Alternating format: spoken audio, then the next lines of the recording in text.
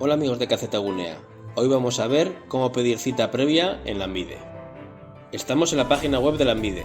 Tenemos dos opciones a la hora de solicitar una cita. La primera es por el banner que aparece en pantalla. Ahí debemos pulsar en solicitar cita. La otra opción es desde la sección Te atendemos, en la que nos dan tres opciones: internet, teléfonos y oficinas. En el apartado solicitar cita nos informan de que solo nos atenderán en nuestra oficina de referencia, la cual podemos consultar con nuestro código postal. Desplazándonos hacia abajo encontramos 4 puntos que debemos leer. Nos recuerdan que solo nos atenderán en nuestra oficina de referencia, que hay que presentar DNI y nos presentan varios documentos que podemos necesitar.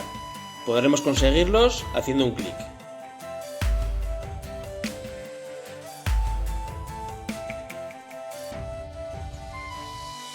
Nos explican cómo es el proceso de acceder a nuestra cita.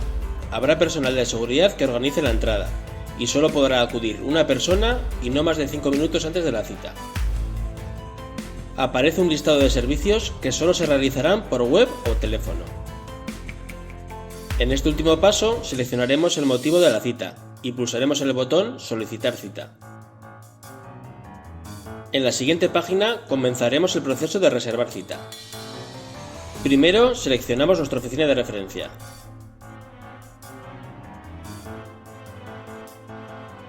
Después elegimos fecha y hora entre las que encontramos disponibles. Por último, debemos rellenar nuestros datos.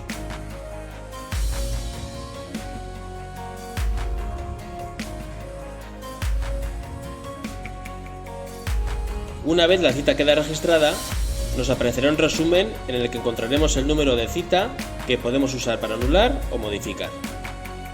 Para anular una cita, debemos entrar de la misma manera que para solicitar.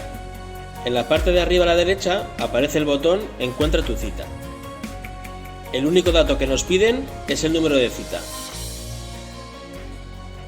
Al introducirlo encontraremos las citas que tenemos reservadas y tenemos la opción Modificar y el icono para eliminar.